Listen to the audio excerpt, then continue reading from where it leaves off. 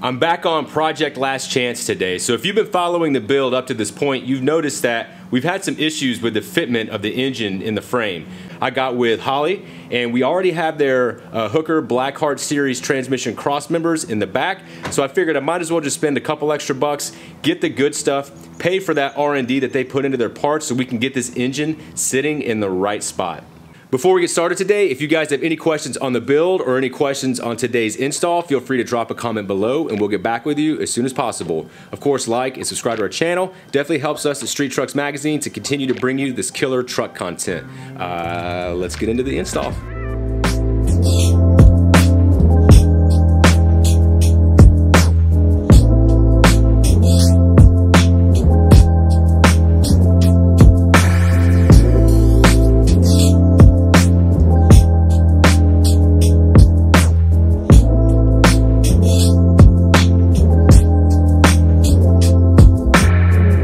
Now that we have the motor mounts out of the truck, I wanted to lay the Performance on line mounts right next to the Holley Hooker Blackheart series mounts. So the Performance on line mounts, I think, are of high quality. It has some really solid welds. The mounting tabs go right where they're supposed to. It has this radius tubing, which makes for a very robust setup, I think. Then you have this plate that bolts right to the engine where the motor mounts are supposed to go.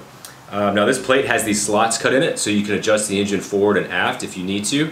And then the motor mounts bolt directly to those slots. Now this is a good setup. It is kind of cumbersome and tricky to set up, but once you get it in place, everything bolts down and everything works really well.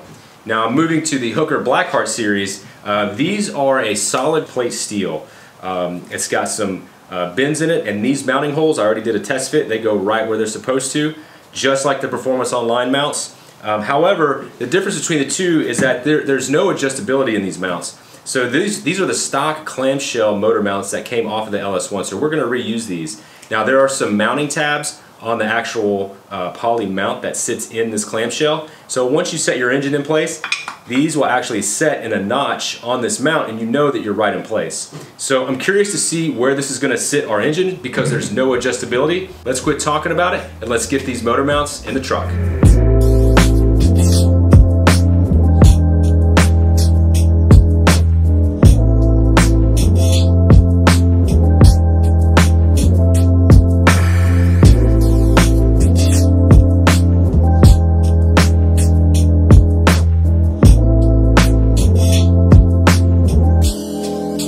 Very happy with the way that turned out. The Hooker Blackheart series mounting setup is, in my eyes, probably just should be the go-to setup. I'm gonna grab my headers, I'm gonna throw them on and see if we can get them to fit.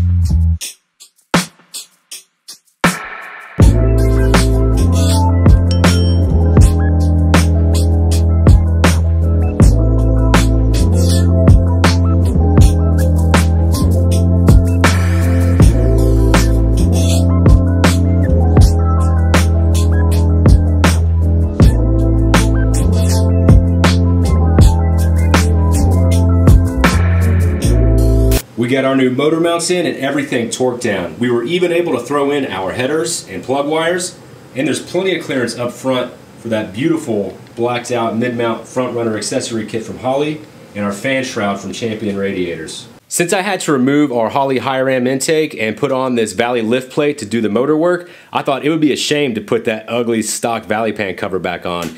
So we actually got some knock sensor relocation brackets and a billet Valley pan cover from ICT. And along with that, we got a brand new stainless steel steam port kit that's gonna really clean up the look under our high ram intake.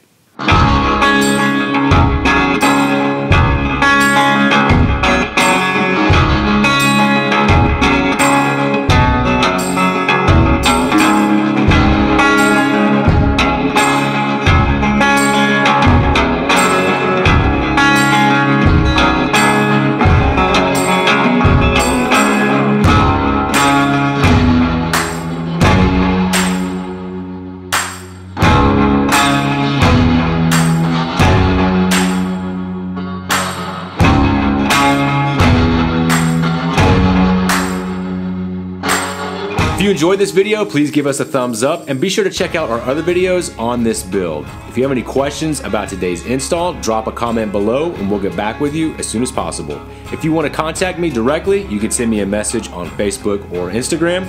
But that's going to do it for this video. We'll see you in the next one.